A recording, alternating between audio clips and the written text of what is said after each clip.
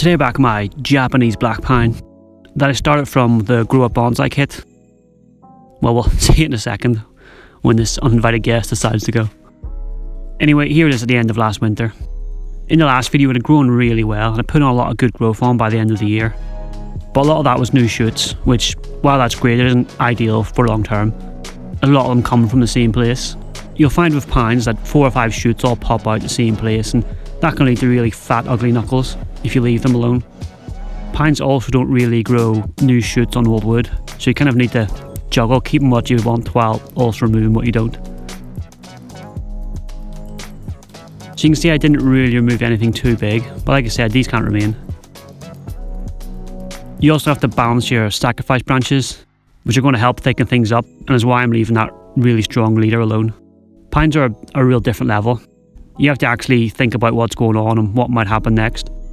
They take a lot more effort than the deciduous trees, which you can't really mess up, whereas a pine you can quickly let it get out of control and then it's basically ruined. I actually prefer deciduous, as you can just let things grow and then hack them back, and as long as you give it enough time you will have a decent tree. Pines are tricky, but I'm glad I have this one. I'm just glad I don't have a whole bunch of them.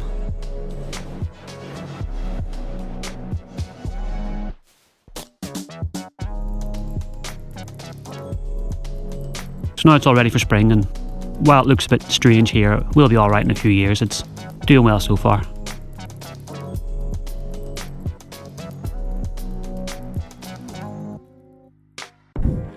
In spring I'm going to repot it. Ideally you shouldn't really prune and repot them at the same time, as it can stress them out, but I think it'll be fine. I didn't remove too much there in the winter. And if you remember from the last video, I looked at the roots and there was a lot of them, so this little tree is a lot bigger and it'll be fine. And you can see it came out easy enough, but that pot is certainly full. And when I start raking things out, you'll see how crazy it gets. I'm also going to use one of these. It's some sort of colander thing. If you've seen my juniper videos, I put them in one of these too. You see there's going to be loads of room in here, so definitely an upgrade for this tree. The whole point of using a pot like this is that the roots poke out and then they die back because they're exposed to the air and the light. So it should in theory help develop a better root ball, as when it dies back it will grow again but divided further in. So any help you can give a pine roots is always going to be appreciated.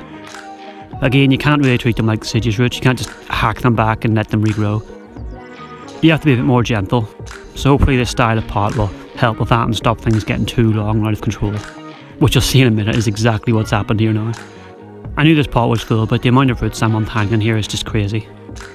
It also seems to be from one root, which is never good.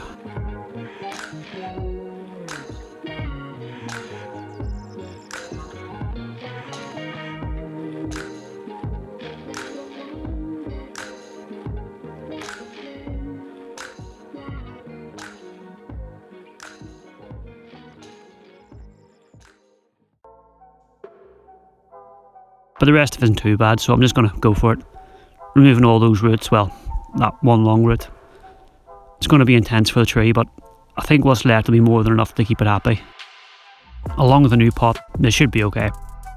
Although, I'm going to need to watch it for the next few weeks and see how it reacts, as that was quite drastic.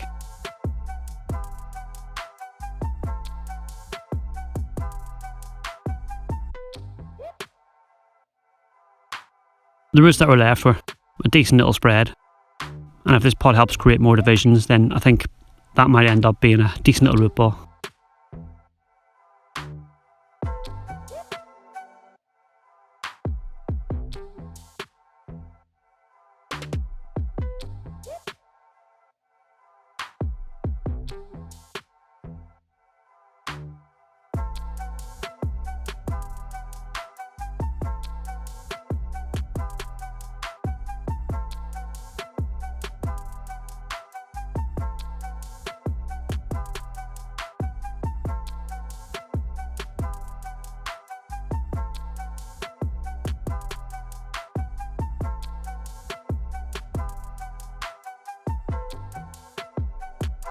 And there's the camera away.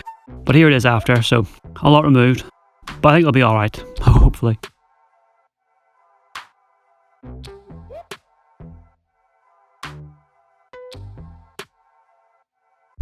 Everything's okay in May, but nothing actually happened after this. I remember at the time thinking this was because the summer wasn't great, which probably did play a part. But I also kind of forgot that I removed so much from the roots. So looking back now, that might have been why not a lot happened.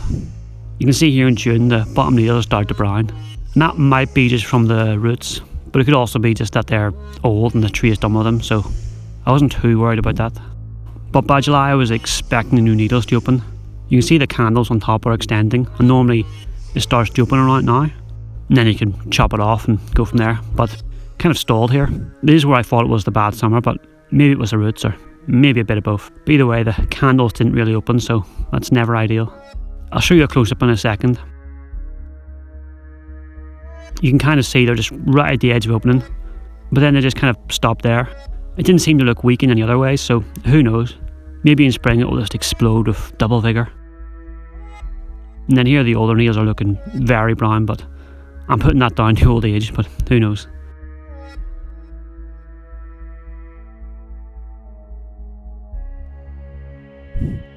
And then by October here, nothing's going to be happening now.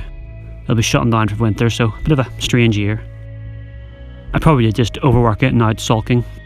But it didn't die back, so I'll take that as a good sign, and I guess we'll see what happens in the coming year.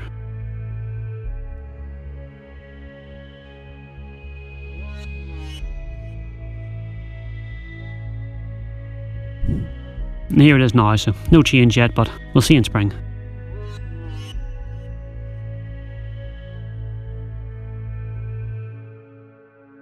Thanks for watching, see you next time.